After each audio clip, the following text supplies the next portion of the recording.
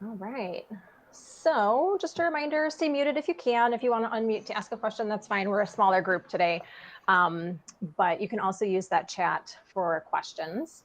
And then camera on or off, doesn't matter to us. And then I just gave my disclaimer about recordings.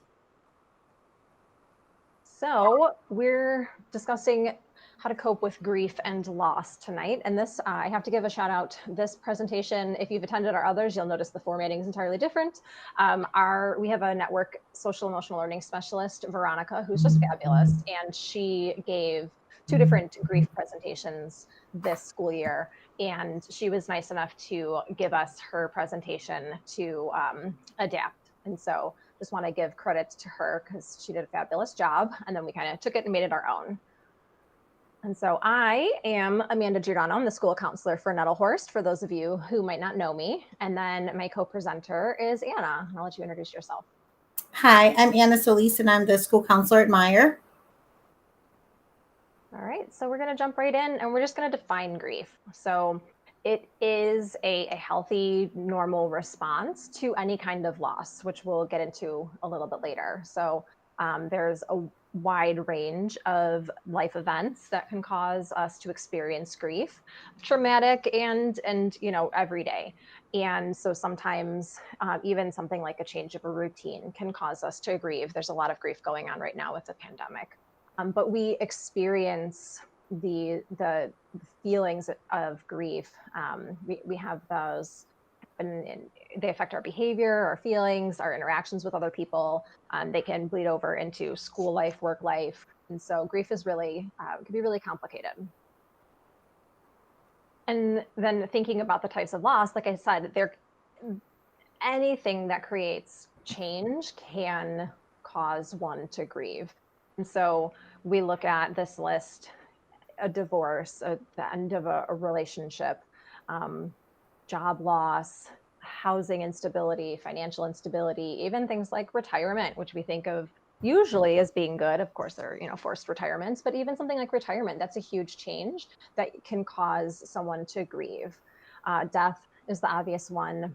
But even just realizing like your hopes and dreams weren't going to happen. If we think about kids that really want to become like a famous athlete, a pro athlete, once they finally realize that that's not going to happen, that can cause them to experience grief. So even things like illness of a loved one or a chronic health condition in someone can cause them to grieve. So all sorts of different things, not just death. All right, so we are going to, when we have a conversation about grief, I think it's important to note that as individuals, we're going to grieve in our own way. So everybody sort of takes on their own journey in terms of how they're grieving. And it's important to be mindful of that, because what may be what occurs for one child will not necessarily be how somebody else is reacting. So, a lot of the factors that we have to consider, like our age, right? If you are 12 years old, you might be dealing with grief in a different way than somebody who's in their late teens, for example, or just various cultures or differential various beliefs that you might have, just the way that you've sort of coped with death or loss before in your family. So lots of different things that can go into impacting how you are going to cope with grief.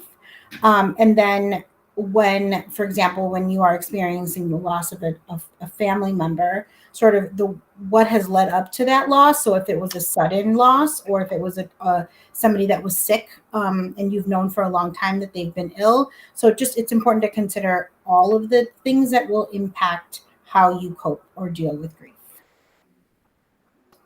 If you look at this Venn diagram, I think that based on just looking, even if you just look at the middle of these Venn diagrams, right, like COVID-19 and some of the things that have been happening in our world in general. So just as a child, how do you perceive those things? You're fearful, you're feeling stress and negative sort of conversations that you may be overhearing, you may be depressed. There's so much uncertainty about what is going to happen next. Watching some of news reports even can cause just an extra layer of stress to the way that you are dealing with your grief. And if we think about just all of the things that have happened in this time alone in the pandemic, which has been less than a year, so many kids have been faced with so many different challenges. And so, even just looking at this Venn diagram, I'm just going to give you a moment just to kind of take a look. And I mean, we probably could come up with other things to add to the Venn, but if you just take a moment to sort of look at the things that we've experienced overall, Yeah, it's and just just think important about to. like all of these are factors that are complicating grief. You know, you have normal grief, and then you've got to deal with everything listed on this slide on top of it. It makes it Right, a much more complicated situation to be experiencing a loss right now. right. And even the way, just the way that you're going to deal with the loss of somebody during a global pandemic. Even a funeral looks different. So even coping with the fact that you normally would go to a resource or go to a funeral home and plan the loss of somebody, those things that you would naturally experience with your loved ones, you are not going to do. So it's important to keep this in mind as we think about, just as we think about the next steps and how our kids are coping with these things. Um, if you look at this slide right here, during all, there's so much uniqueness to the way that COVID has impacted our students, right? So kids are much more aware, I think, of being ill and what that means. The idea of having to be safe in all the different places that you visit, or if you don't leave your house, why you're not leaving. Understanding the importance or the need for social isolation. As children have a difficult time understanding why their normal routines and things that they were a part of before have suddenly been taken away from them. So it's important just to keep that in mind. We've got lots of families who've lost jobs, and so just their income is different. The way that they're doing groceries at their home might be different. Just feeling the loss of not having seen a friend that they were accustomed to seeing. Uh, and then, in conjunction to that, sort of the social unrest that is happening, as has been happening in our country. So, all of these things together are certainly very impactful. Hmm. Yeah, we've had to change the way that we grieve because of the pandemic, Right, which is it creates its own level of stress too, right. especially as the parent. When before maybe your child could you could have a night off and send your Hire a child to babysitter. like to yeah Right. or to grandparents, and grandparents then may be that one of those coping tools for your kid that might not be a possibility now. So it's yeah, very complicated, more so. So, we wanted to quickly highlight some of the different grief reactions by age, just so you have an idea of what healthy and unhealthy grief looks like. We do have a summary slide that kind of delineates those two towards the end.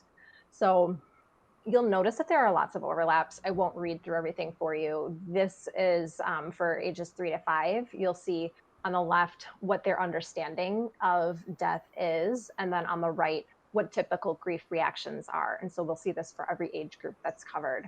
And there is going to be a lot of overlap. But one of the things that you'll notice with younger children is that they may have that belief that the person will return. They just haven't fully developed that idea of the permanence of death.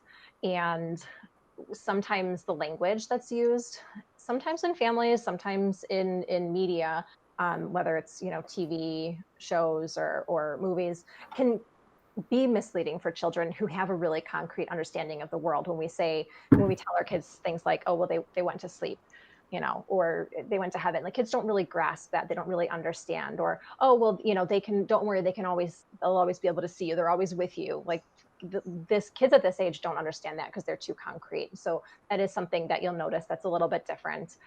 They will often escape into play to express their feelings. They may not uh, they don't have the vocabulary to talk about it at this age, but you may see it coming out in play. I worked with a kid who had lost a parent, and we played in a sandbox, and they kept burying all of the figures. It was a day that they were upset by a comment a classmate had made, and it wasn't anything intentional, but they were talking about death in class, and something upset this kid who had lost their parent, whose parent had died. And in their play, you saw that everything got buried. Everything got buried. everything got buried. So it might look outwardly that the kid isn't grieving at this age, but they do it in their own way. And then at the 6 to 10 years of age, you can see that they start to understand a little bit more about death. And so you might start to see some more what you would consider typical grief. They might start to act out. They sometimes when they might not still have those words, and they might just express that physically. Um, Sometimes they don't want to express to other people about the loss that they've experienced because they don't want to be seen as different, because they have started to establish that sense of identity. So those are some things that'll be newer at this age range.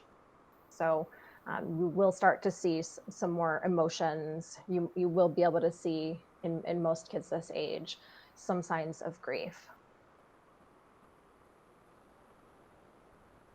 And then when we get into pre-adolescent, 11 to 13, they do have a really good understanding of death as part of the life cycle. They want to understand. That's kind of what they're doing. They're exploring their world in more detail, and they start to understand facts and science, and they may want to explore the realities that we think are kind of gory, but it is the natural part of life, within reason. So something new that you will start to see. Uh, they might start to turn more towards their peers for support.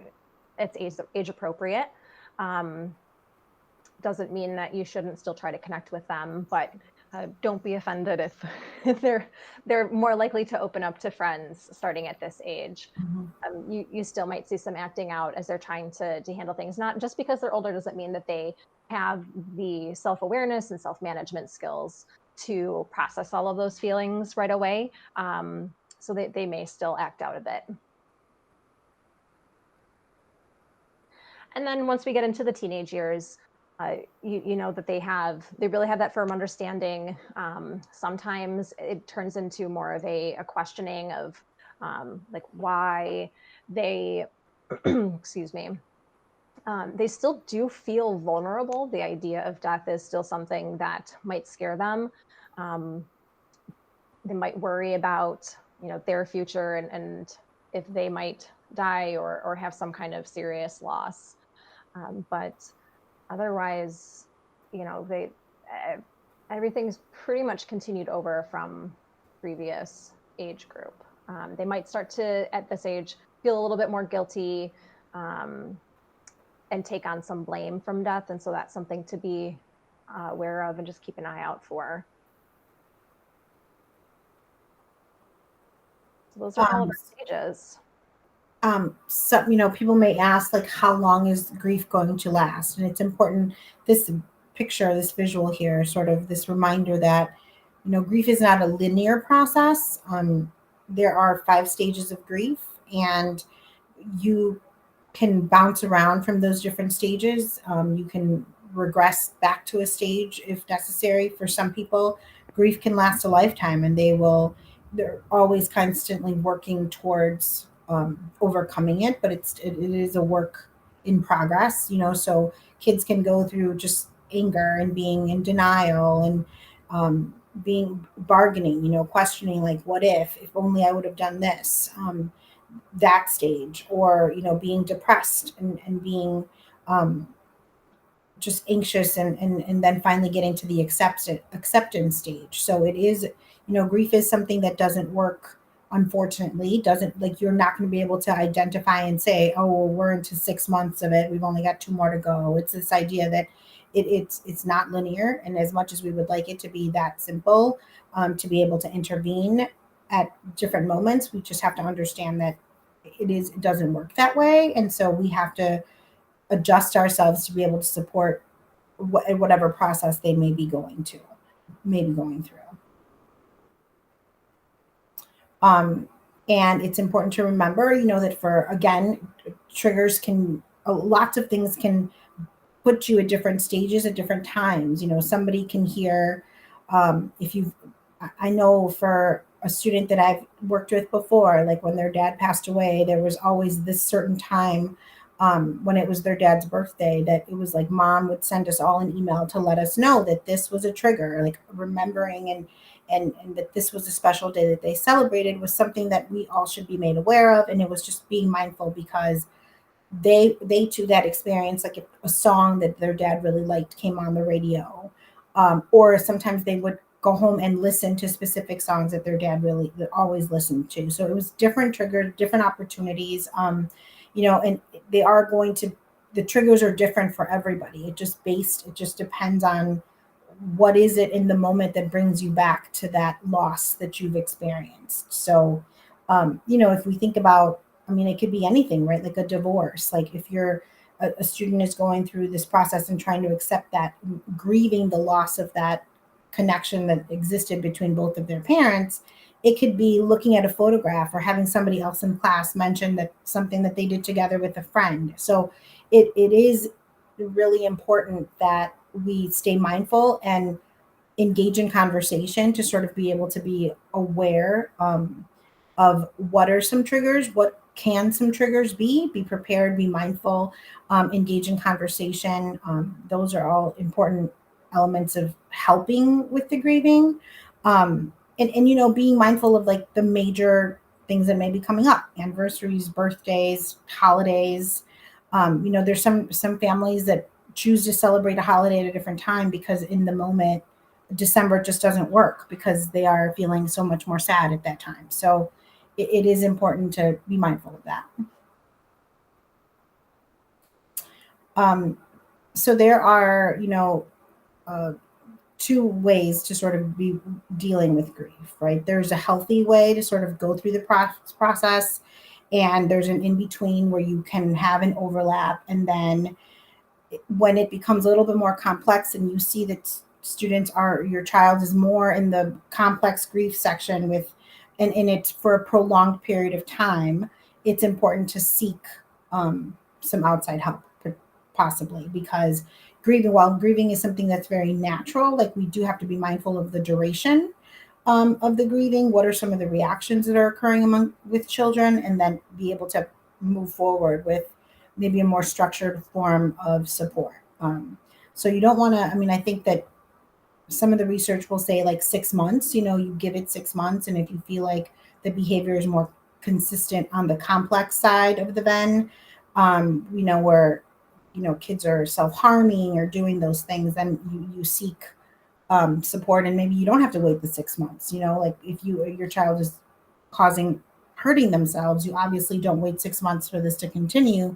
You approach outside support immediately. So it is important to remember that there are two lines that could be towed, and some of it is very natural and part of the grieving process, but you could fall into a different stage, and it's important to be mindful of that, as well.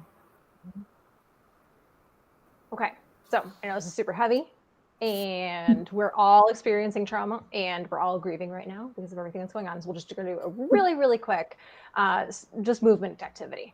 So I'm gonna do some side tilts. So just gently tilt your head toward one shoulder, tilt it towards the other. 2, 3, 4, 5. We're gonna keep going. We're gonna do a neck rotation. So you're gonna keep your head on top of your shoulders, but you're just gonna twist, look over your right shoulder, twist, look over your left shoulder. Lots of people hold tension in their neck and their shoulders, and so that's why this can be such a really helpful activity. All right, we're gonna do a forward and a backward tilt. So again, head straight over your shoulders, tilt your chin down towards your chest, hold for a few seconds, and then look up. Ooh, stretch the front of that neck. And down and back one more time. And our very last one, shoulder roll. It says it's best done standing up, but I think it feels good sitting down too. So shoulders straight up, and then circle them forward. And straight up and forward. Oh, I really feel that one. One more. And forward, and then shrug them up and roll back. Ooh, really tense. Feeling the goosebumps down the arms as I'm doing that one. Up and back. Okay, so we're gonna settle in. We're getting into our tips about helping grieving children. So, how to talk to a grieving child. So, you do want to initiate conversation. You don't want to avoid it. You don't want to make it seem as though it's a topic that can't be discussed. So, you want to make sure that your kid knows that you're a safe person and there's a safe space. So, acknowledge the loss, express that you're concerned, let them know that you're there. You can always ask them if they wanted to talk to you or if they'd rather talk to another trusted adult. Again, it's not about taking offense. It's just asking them what feels best for them in that moment. And you want to make sure that you're authentically listening and, actually paying attention. You're not, on the phone handling that work crisis. If something comes up, you tell your kid, I am really here for you. I am busy and I will get back to you at this time tonight, um, reassure, don't minimize their feelings. You want them to know that they're going to be able to deal with this and they can work with you through it. And then let them know that you're going to be available in the future. Maybe even ask to schedule another check-in. You don't want to try to cheer them up. You don't want to look for the silver lining because it might minimize their feelings and it might minimize their loss and it might make them feel like negative feelings are bad. We don't want to send that message. Don't encourage them to be strong. We don't want them to hide their feelings. Feelings are normal. We need to feel and experience them and work through them instead of pushing them down. We don't want to compare just because you don't know what they're feeling. You don't know what they're thinking. Everyone's grief is different, even if you've been in the same situation. And so it just sets up where the kid might not trust you, might not trust what you say, or just pushes away because they're like, you're not getting me. But just really don't say nothing. You need to address it. There is a very beautiful what to say, what not to say, or like what not to say and what to say instead, and some reasons. So, you don't want to be telling the kids what they're feeling. Ask them. Maybe they're not angry, maybe if you say, oh, you must be really sad, but then at the same time they're like, oh, well, actually, like we lost our housing, but like I really hated that place because whatever reason, and they feel a little bit relieved. If you're just telling them that they're sad, they might feel guilty that they're also kind of relieved. So ask what they're feeling. Ask them what memories they have. Again, not telling them to be strong. Ask well, this is for teachers. How's your family doing? But like, how have your friends dealt with things like this? So some really good tips. And then we've got some more, that's just about conversations, but some other strategies to support grieving children. I'll toss it to you, Anna. Yeah. So, just some things to consider for your family: establishing and maintaining routines. So, when kids know what to expect, they are much more settled. So, creating and maintaining a routine is important. Making new memories. So, reminding kids that it's okay to celebrate and be happy in spite of a loss that they may have had. Um, create new traditions, maybe go for a walk, visit a new place, sort of recreate, or not recreate, but create new memories. Um, if you're feeling like you need some support, ask some for help. Ask your own support system. Encourage the kids to identify another adult that they can trust and talk to. Sometimes for a child to have kind of a different set of ears is helpful. An adult in the building, for example, like somebody at school, that could be somebody that they can talk to. Reaching out to us, right? Sending us an email about potentially setting up a meet with a student that might be grieving, gives them the space to be able to connect with somebody different and somebody who's going to give them a brand new set of listening ears. Important that you understand that the grief is going to come in different waves, and some days are better than others. And I mean, if we think about our own experience with dealing with the pandemic, I can personally identify some days that have been better for me than others.